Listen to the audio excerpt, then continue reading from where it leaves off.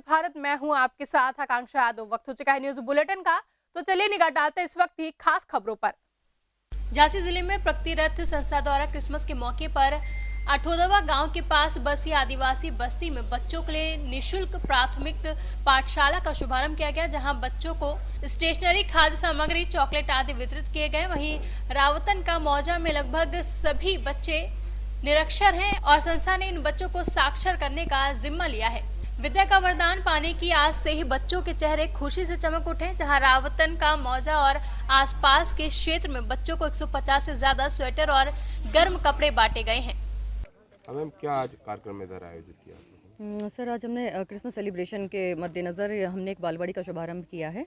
ये अठोंदा गांव के पास जो रावतन का मौजा आदिवासी क्षेत्र है, वहाँ पर हमने बच्चों के लिए एक निशुल्क प्राथमिक पाठशाला का आयोजन किया है। आज से उसका शुभारंभ कर दिया है और उसके तहत हमने बच्चों को यहाँ स्टेशनरी, कुछ खाने पीने का सामान और स्वेटर्स वगैरह बांटे हैं। और मंडे से ये जो क्लास है बच्चों की रेगुलरली शुरू हो जाएगी। मंडे टू सैटरडे पढ़ाई होगी डेली, तो रेगुलर बेसिस पे ही अब काम शुरू है। और कितने बच्चों को लगभग शिक्षा? सर, अभी तकरीबन 25 बच्चे एनरोल हैं, पर धीरे धीरे जैसे बच्चों में परिवर्तन देखेंगे उनके माँ बाप, तो हमें पूरी उम्मीद है धीरे धीरे संख्या बच्चों की और बढ़ जाएगी। Bureau report, Jhansi. झांसी में भारतीय जनता पार्टी अनुसूचित मोर्चा के तत्वाधान में देश के पूर्व प्रधानमंत्री अटल बिहारी वाजपेयी का जन्मदिन मनाया गया, जहां भाजपा की वरिष्ठ नेता तथा पूर्व जिला महामंत्री उमा शंकर भासने के निवास पर आयोजित इस कार्यक्रम में मुख्य अतिथि पूर्व महापौर नगर निगम डॉक्टर छन्नूलाल गौतम ने कहा कि देश के पूर्व प्रधानमंत्री एक गौरवशाली युग पुरुष थे, जहां भारत रत्न की कथनी करनी में पारदर्शिता रहती थी। उन्होंने अपने प्रधानमंत्रित्व के कार्यकाल 4 लेन, तमाम पुल, मोबाइल सेवाएं आदि देशवासियों को दी थी। नाम उमा शंकर भासनी। आज क्या कार्यक्रम था आपका? देश के गौरव माननीय पूर्व प्रधानमंत्री माननीय अटल बिहारी वाजपेयी जी का 96वें जन्मदिन हम लोग मना रहे हैं, केक काटकर, और बस्तियों के गरीब परिवारों को कम्बल वितरण कर रहे हैं। तो कितने लोगों को कम्बल वितरण करा आपने? 50 लोगों को। और कौन मुख्य अतिथि कौन था आपका? डॉक्टर छन्नूलाल गौतम जी, पूर्व महापौर झांसी, एवं विशेष अतिथि माननीय हमारे डॉक्टर राकेश गुप्ता जी, BIT के चेयरमैन। झांसी से कैमरा पर्सन प्रभात साहनी के साथ दीपक चौहान की रिपोर्ट।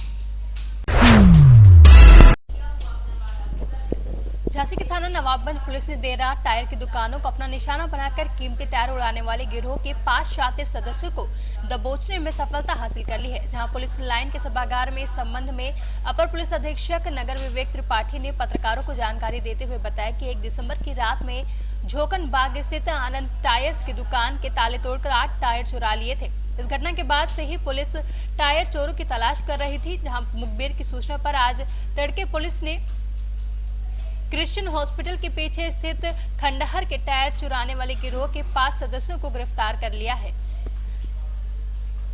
दिसंबर 2020 को 5 टायर चोरों को 8 अदद टायर के साथ गिरफ्तार किया गया था। पुलिस की गश्त के दौरान थाना नवाबाद पुलिस को जानकारी हुई कि टायर चोरों का एक गैंग सक्रिय है। उनके साथ 8 टायर बरामद हुए, जो 20 दिसंबर को आनंद टायर्स की दुकान से चोरी किए गए थे। इसमें 2 मुलजिम अभिषेक और शाहरुख उसी गोदाउन में फर्म में काम करते थे जहां से टायर चोरी हुए हैं। इस अनावरण के लिए जो गठित टीम थी उसमें इंस्पेक्टर नवाबाद और उप निरीक्षक जितेंद्र सिंह तख्तर, ये लोग और आरक्षी शामिल थे। कितनी कीमत के 4 टायर थे? 8 टायर थे जिनकी कीमत लगभग 80,000 रुपये। इनका कोई आपराधिक इतिहास है? आपराधिक इतिहास के बारे में जानकारी की जा रही है, गैंगस्टर की भी कार्रवाई की जाएगी। सर, किस तरीके से ये टायर चोरी करते थे? ये लोग एक तरह से टायर की गोदाम में काम करते थे, उनको जानकारी थी तो उसी का फायदा उठाकर ये टायर चोरी करते। झांसी से कैमरा पर्सन प्रभात साहनी के साथ दीपक चौहान की रिपोर्ट। झांसी में 10 दिन पहले हुई हत्या कर चोरी की घटना का खुलासा करते हुए झांसी की बड़ा गांव थाना पुलिस ने आधा दर्जन बदमाशों को गिरफ्तार करने में सफलता हासिल कर ली है, जहां पकड़े गए बदमाशों के पास से पुलिस ने लगभग 6 लाख रुपए कीमत के जेवरात और नगदी व असलहा बरामद किए हैं, वहीं बदमाशों को थाने ले जाया गया है। मौसम पकड़ा है, इनके पास क्या क्या बरामद हुआ, कितने कीमत का सोना चांदी है, इन्होंने घटना कब अंजाम दिया था? 16 दिसंबर 2020 को जौहरी बुजुर्ग गांव थाना बड़ा गांव में एक महिला मनोरमा देवी की मृत्यु कारित की गई थी और घर में सामान चोरी किया गया था। इस संबंध में धारा 460 आईपीसी का अभियोग पंजीकृत किया गया था। इसका सफल अनावरण क्षेत्राधिकारी सदर के नेतृत्व में बड़ा गांव पुलिस की टीम ने किया है। इंस्पेक्टर बड़ा गांव श्री रविंद्र कुमार त्रिपाठी ने 121 ग्राम सोना, 2 किलो 800 ग्राम चांदी, 60,000 रुपये नकद ये बरामद हुए हैं। अभियुक्तगण 6 पकड़े गए हैं। उनके कब्जे से तमंचे बरामद हुए हैं और ये ज्ञात हुआ है कि उस महिला की मृत्यु रजाई से मुंह दबा करके की गई थी और इसमें अनावरण में काफ़ी प्रयास किया गया। 2 व्यक्ति उसी गांव के रहने वाले थे, जौहरी बुजुर्ग गांव के। उन्होंने साजिश रचने में मेन रोल अदा किया था और चिरगांव निवासी लोगों से मिल करके राजदीप के यहाँ सब सामान रखा गया था। ये लोग सब आपराधिक षड्यंत्र में शामिल थे। इनको धारा 394, 398, 411 में जेल भेजा गया। सर, बरामद हुआ सोना चांदी की कीमत कितनी होगी? बरामद चांदी की कीमत लगभग 1.5 लाख रुपए है। सोने की कीमत लगभग 4 लाख रुपए है। बरामद पूरे माल की कीमत लगभग 6 लाख रुपए। कैश कितना है इसमें? कैश 60,000 रुपये नकद है और अन्य जेवर बरामद हुए। झांसी से कैमरा पर्सन प्रभात साहनी के साथ दीपक चौहान की रिपोर्ट। झांसी में कल से शुरू होने वाली किसान पदयात्रा के संबंध में प्रेस कॉन्फ्रेंस करने जा रहे कांग्रेस के पूर्व केंद्रीय राज्य मंत्री प्रदीप जैन आदित्य तथा अखिल भारतीय कांग्रेस कमेटी के सचिव रोहित चौधरी को पुलिस ने घर से निकलते ही रोक लिया। इस बीच कांग्रेस के दोनों पदाधिकारियों की पुलिस से तीखी झड़प हुई, जहां स्थिति को देखते हुए पुलिस ने दोनों को हाउस अरेस्ट कर लिया है। पूर्व केंद्रीय राज्य मंत्री के सिविल लाइन स्थित आवास के बाहर पुलिस का पहरा बैठा दिया गया है। इससे पूर्व को सुबह 6 बजे से ही पुलिस को पूर्व केंद्रीय राज्य मंत्री के आवास के निकट तैनात कर दिया गया था। कार्यक्रम था आप लोग का और अभी क्यों नहीं पहुंच पाया वहाँ? ललितपुर के अंदर सोजना गौशाला में दर्जनों गाय भूख और ठंड और बीमारी से दम तोड़ दी। एक तरह से ऐसा लगता था कि ये गौ माता की हत्या है और हम लोगों ने प्रशासन से बात की। प्रशासन ने वो संज्ञान लिया, लेकिन वहाँ उन्होंने गौशाला के प्रवेश पर रोक लगा दी। 9 लोगों को छोटी मोटी धाराएं लगा दी, लेकिन आज भी गौवंश नहीं मरने से रुक रहा। चाहे मैनपुरी हो, चाहे झांसी हो, चाहे आगरा हो और चाहे ललितपुर हो, तो हम लोगों को के जुड़ें, क्योंकि गौ माता में गोपाष्टक के दिन हमारे मुख्यमंत्री जी ने भी कहा था कि इसमें हजारों देवी देवताओं का वास है और हम लोग भी मानते हैं। हम लोग भी मानते हैं कि गौ माता अगर मर रही है तो कहीं ना कहीं हमारी संस्कृति मर रही, हम लोग मर रहे हैं। तो हम लोगों में अवेयरनेस करने के लिए, उनके लिए त्रिपाल लगाने के लिए, उनके लिए भोजन सामग्री लेके गौशालाओं की पदयात्रा कर रहे थे।